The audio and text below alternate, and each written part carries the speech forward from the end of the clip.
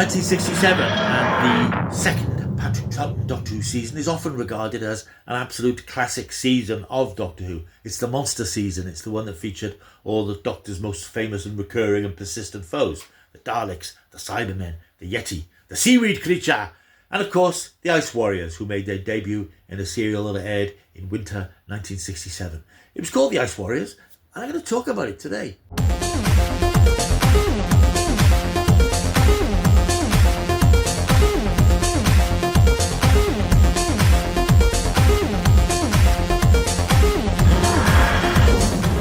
Hello, welcome back to my World of Stuff. My name is Paul Mount. It's time for another Doctor Who classic revisited. And as I said, today we're going to go back to 1967 and the Ice Warriors. 6-part serial written by Brian Hales, who had previously written the rather bizarre and confounding Celestial Toymaker towards the end of William Hartnell's run on the series. And the Ice Warriors is nicely placed in the middle of that sort of second Patrick Troughton series, where you had the classic monsters appearing in story after story. It is a series or season that fans often look back very wistfully and say it was a great season because every story had a new creature, a new monster, and the classic creature and a classic monster, apart from Enemy of the World, of course.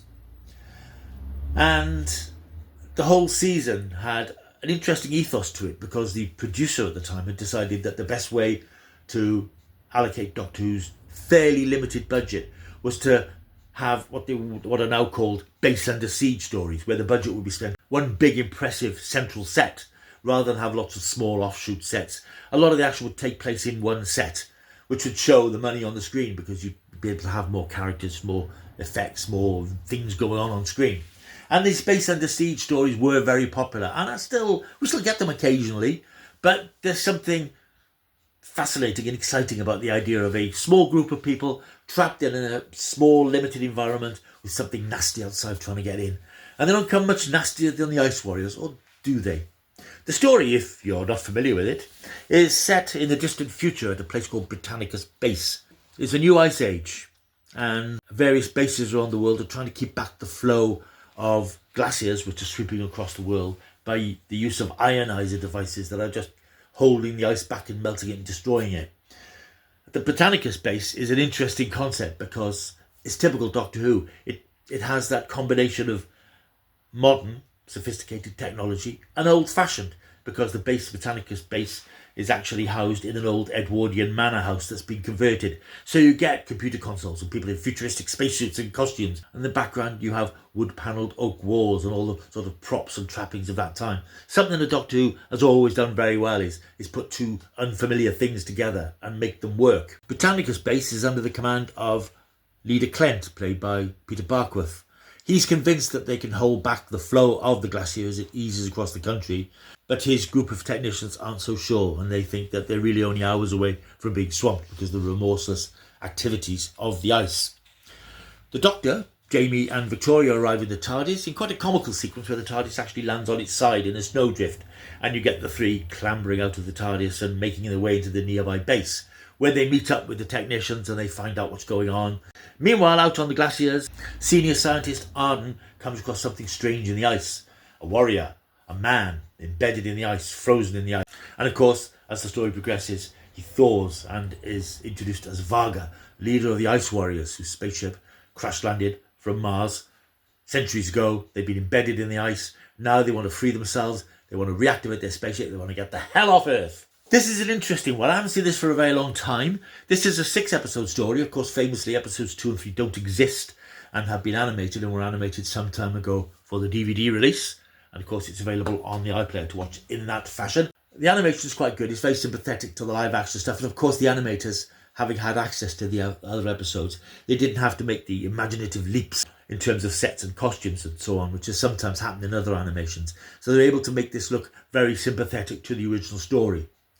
And the interesting thing again about watching this, and I find this a lot with mid to late 60s Doctor Who, it's very ambitious in terms of its story, it's very ambitious visually, but you do see the join, you do see where the budget is straining at the leash. The Britannicus base set is very impressive, we spend a lot of time in it, but it's basically 3 or 4 consoles and 3 or 4 people in these futuristic costumes wandering around pressing buttons and trying to keep the glacier back. I think for 6 episodes, I will be honest, I think it does drag a little bit because there's not really a lot of story in here. Once you've got the Ice Warriors out of the ice, and again, I'll talk more about them in a moment, it's very much the Ice Warriors want to use the ionizers so they can free their spaceship. If they do, they'll destroy the base. The glaciers will overwhelm the base.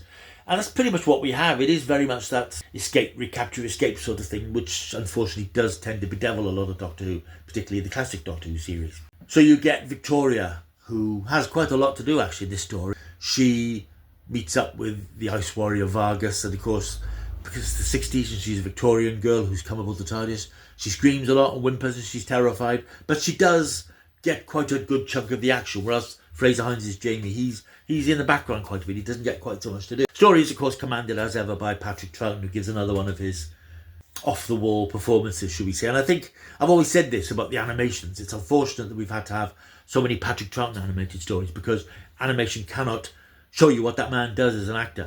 There's so many things he does, the little quirks and mannerisms. He's a real facial actor. Every twitch and every movement is expressing something that animation can't really demonstrate. But there were some great classic Troughton moments in this. The moment where he actually goes into the Ice Warrior spaceship for the first time, sees Vargo and the Ice Warriors, and sort of turns around to go out again, suggesting that he's a little bit off-put by their appearance. I think in terms of the story, it is quite run-of-the-mill. It is very standard 1960s Space Under Siege. But what makes it work, of course, is the fact that it does have this icy setting. It has a unique title sequence with the Ice Warriors spelt out in big letters. And instead of episode 1, it comes up as 1. So it does something different. It's got sort of a haunting soundtrack to it. A sort of siren song type soundtrack. And weird electronic clattering sounds, which work quite well at presenting the unearthliness of where we are in this sort of wilderness of ice and snow, and the alien threat of the Ice Warriors. Let's talk about the Ice Warriors then. They are a classic Doctor Who monster, and I think they come across very well in this. There's 4 of them, and I always like to see lots of Doctor Who monsters because you can army build if you buy models of them, and it gives that classic feel of Doctor Who versus monsters. You know, there's nothing more exciting than seeing Doctor Who, the Doctor, up against a race of creatures, whether it's the Cybermen or the Ice Warriors or the Sontarans or the Jadoon, lots of aliens in costumes. It's very Doctor Who in the 60s. And I think you get that, comes across very well in this. The costumes themselves are interesting. Varga, the leader, is played by Bernard Bresslaw, a noted character actor at the time, of course very well known for Carry On films. Obviously cast because of his height, because Varga is a big, tall, towering creature. Not entirely sure what there was in it to attract Bernard Bresslaw from an acting perspective, because you would never know it's Bernard Bresslaw behind this reptilian face mask and faceplate. It could well be that his kids were Doctor Who fans and it gave him great kudos to be in Doctor Who even if they couldn't see him. But they're great costumes, and I like the fact that they're all slightly different. Some of them have bigger heads and some have slightly larger bodies, and I think that was an issue with the production of the masks, so I read. But they do all look a bit different. But Varga is very much the leader of these creatures. And again, I like the fact that they are very clearly depicted as reptile creatures, because they've got these carapaces, these bulging carapaces with these ridges on them, and fur sprouts out of their necks and their wrists. They've got their clamp hands with their sonic devices lodged into them. When the Ice Warriors came back to modern Doctor Who, of course they did what they always do with these things, and they muscularised them and turned them into big military things. And in Mark Gatiss' Cold War, they committed the cardinal sin of suggesting that the Ice Warrior carapace is actually armour, and that the Ice Warrior creature is a sort of reptilian thing behind the mask. No. The Ice Warriors are the creatures. That's what they are. They're not armour, they're not costumes. That's the Ice Warrior is the whole thing. I don't know why the modern series felt the need to redesign them and reinvent them, because they're just less effective if you think, oh, they're just suits of armour again. They're just like Cybermen armour or Sontaran armour. Big deal. You get the impression here that these are reptile creatures, and the way they move. And you can see that it's costume, because there's a couple of times when one falls over, you can see the back of his legs creasing, and you get the clamps occasionally bend, so they're obviously rubber.